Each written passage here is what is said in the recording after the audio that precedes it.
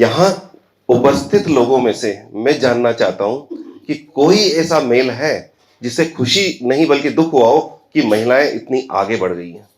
वो अपना हाथ रेज करेंगे। आपकी वाइफ्स यहाँ नहीं है, आप चाहे तो कर सकते हैं।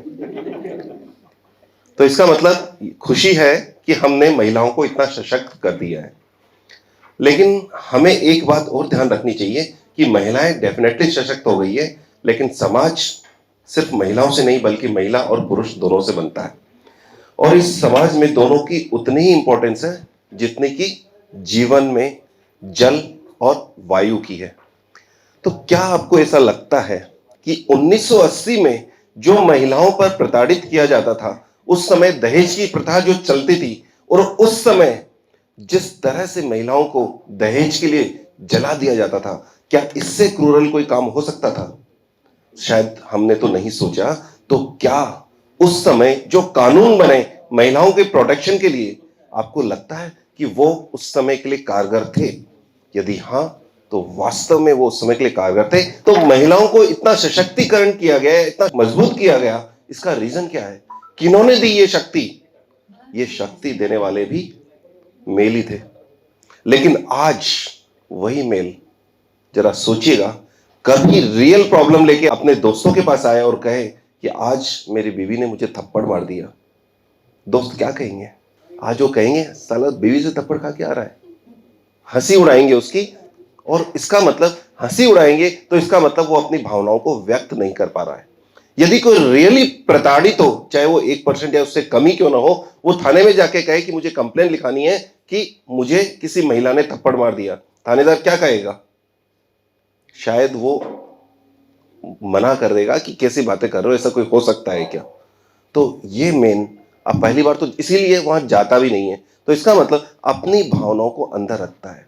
ये मेल जो किसी का भाई है, जो किसी का बेटा है, किसी का पति है और किसी का पिताजी है। जरा सोचिए कि एक बच्ची, आप जितनी महिलाएं खड़ी हैं यहाँ पे, जितने भी हैं ये लोग, जरा सोचिए कि जब आप छोटे थे, पापा थक हार कर घर आते थे और उस समय यदि आपने उनको कह दिया कि पापा मुझे अपनी साइकिल पे घुमा के लाओ या मोटरसाइकिल पे एक चक्कर कटा के लाओ, चाहे वो कितने भी थके हुए क्यों नहीं हो, पापा आपके लिए जीते थे, आपको घुमा के लाते थे। क्या उन पापा के लिए आप अपना सम्मान प्रदर्शित कर सकते हैं? क्या आपने कभी उनको बोला है? क्या कभी किसी पापा ने या किसी मेल ने अपने मन की भावना किसी को प्रदर्शित की है?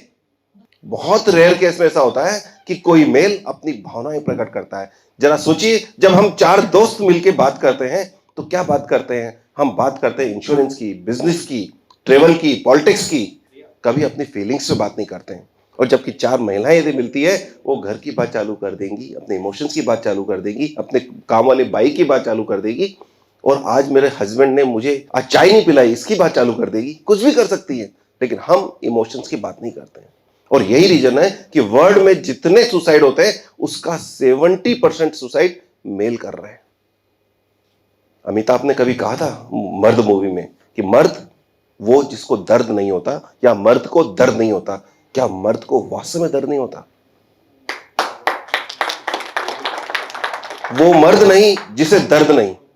हम तो ये कहते हैं मर्द को भी दर्द होता है क्योंकि वो मर्द नहीं जिसे दर्द नहीं। और लेकिन हमें अपनी भावनाओं को दबाना पड़ रहा है।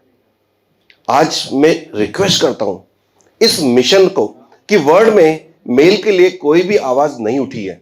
उठी है क्या?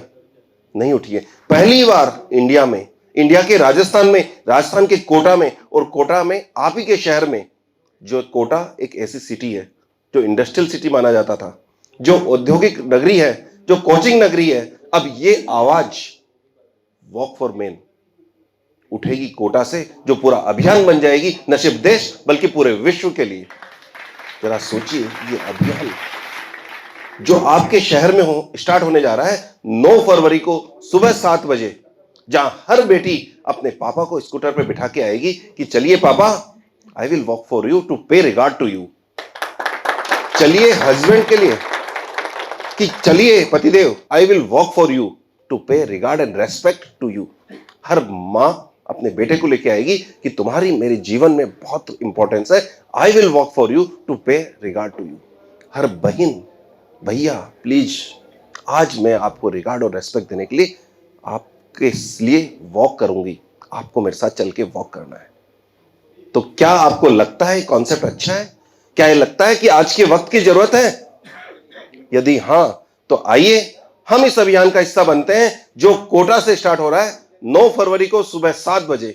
आप सभी का सहयोग अपेक्षित है और स्पेशली मैंने जिन महिलाओं के नाम लिए हैं उनसे रिक्वेस्ट है कि ये इस मैसेज को पूरे समाज, पूरे देश, अपने सारे ग्रुप्स में फैलाएं और विश्वास करें कि वी आर विद यू।